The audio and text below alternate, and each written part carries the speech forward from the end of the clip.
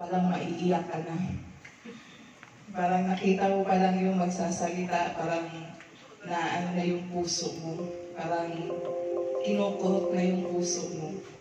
And minsan, while the preaching, while nagsasalita si Kuya Edwin, sabi ko nga, ano kaya niya na mangyayari ito? Kasi lahat ng mga sinasabi niya parang applicable ba, parang totoo. So, nung ano siya, parang nandyan lang siya. Parang nandyan lang siya sa, parang hindi pa rin siya kinuha ni Lord. So, maraming salamat sa buhay ng ating Pastor Edwin. And, yun na nga, we are on our offertory exhortation, no?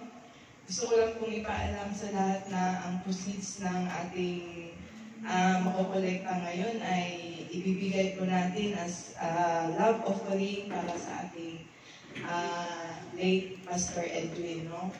So, dahil this is a service tribute for our Pastor Edwin, the Word of God says in Colossians chapter 3 verse 2, set your minds on things above, not on earthly things. So makikita natin dito na ang buhay natin dito sa mundo ay temporary lang. Lahat ng na-obtain natin, lahat ng na-acquire natin, lahat ng na-ano natin is hindi natin madadala at lahat may katapusan. So, that thought na kung lahat ay may katapusan at lahat naman ay hindi natin pala madadala, ibigay na natin kung ano ang nararapat at ibigay na natin sa Diyos kung ano ang dapat para sa Kanya. Magmahal tayo ng nararapat para sa ating mga mahal sa buhay. Gawin na natin kung ano ang dapat natin gawin habang nabubuhay pa tayo. Ang sabi at ang pinaka-importante nating magagawa is to provide, is to offer the salvation na ino-offer sa atin ng Panginoon. Salvation is a free gift. And it is a gift. So, tanggapin natin, and we must practice it. Sabi nga ng ating Pastor Edwin, di ba? Na natandaan natin na we must become na totoong Kristiyano. Di ba? Hindi naman lahat ng nagsasabi, kilala ang Diyos ay talagang totoong Kristiyano. So, sa na to, yung lola ko din kasi, namatay din, magkasunuran lang sila ni Pastor Edwin. Si Pastor Edwin, 2 weeks before na si Pastor Edwin, namatay din yung lola ko. The difference that is, ko lang po ang reality, the difference that is that yung lola ko, sadly, wala po siyang salvation. Hindi po siya nakatanggap ng salvation because he is in another belief. At yun po ang pinanghahawakan niya until the end. Pero tayo, sabi nga ni Pastor Edwin, maniwala tayo. Believe that we are loved and accepted by God. Once na tanggap mo yung salvation, huwag kang magduda sa natanggap mo na salvation. Maniwala ka at kapitan mo itong salvation na ito hanggang sa dulo. Yun ang magiging yun ang magiging susi mo para ka sa langit. So, for now, ibigay muna natin ang ating love gift at love offering, no? Para sa ating love. Kay Pastor Edwin.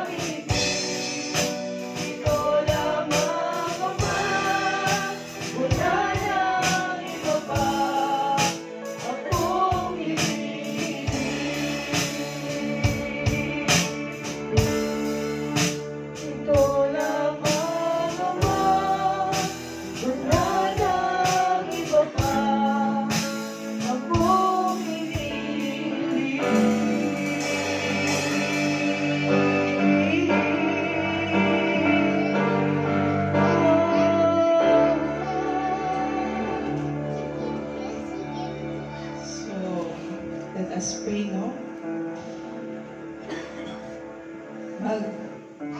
Magme-message daw sana ako for our late Pastor Edwin. A short message pa para sa kanya. But, panganginahan ng puso. So, let us just pray. I will just pray. Dadaan ko na lang sa prayer ang aking message. So let us bow down, join me in prayer. Father God, maraming salamat, Lord God, sa buhay ng bawat isa, Lord God, at lalong-lalo na, Lord God, sa buhay ng aming Pastor Edwin, Lord God. Lord, alam niyo po, Lord God, ang mga pinagdaanan niyo, Lord God, at alam niyo po, Lord God, wala pong surprise sa inyo, Lord God. Alam niyo na po, Lord God, na mangyayari ito, Lord God. At, Lord God, sorpresa man sa aming, Lord God, minsan hindi namin matanggap at hindi kami makapaniwala, Lord God. Pero Lord, ito po ang yung ipinagkaloob sa Kanya, Lord God. At ito po ay yung inalaw, Lord God, na mangyari, Father God. Lord, wala po kami magagawa, Lord God, today but to surrender to your will, Father God. Ito po ang inyong will, Lord God, so we submit to you, Lord God. Even though it hurts, Lord God, masakit, Lord God, na may ikukunin niyo sa amin ang aming loved one, Lord God. But Lord, we submit to you, Lord God. This is part of our faith, Lord God. This is part of this life, Lord God. We just thank you, Lord God, dahil nakilala namin ang isang Pastor Edwin, Lord God. Isa sa pinaka-cool, Lord God, na pastor, isa pang pinaka-cool na tao, Lord God, na nakilala namin, Lord God.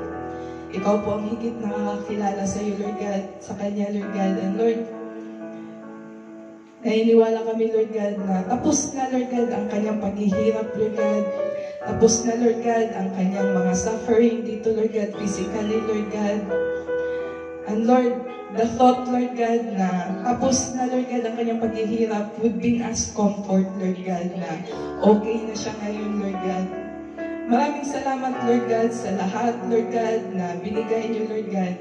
Especially, Lord God, sa comfort and strength na binigay niyo sa kay Ate Jen, Lord God, at kay Ikay, Lord God. Lord, I pray, Lord God, that you will continue to sustain them, Lord God. Sustain them, Lord God, with spiritual, emotional, Lord God, strength, physical, Lord God, na Lord, mapal na kung ano mang mangyari in the future, Lord God, Lord, you are with them, Lord God. Maraming salamat, Lord God, sa lahat, Lord God. And I pray, Lord God, that you will continue to move, Lord God, sa buhay ng bawat isa, Lord God. In Jesus' name we pray, Amen.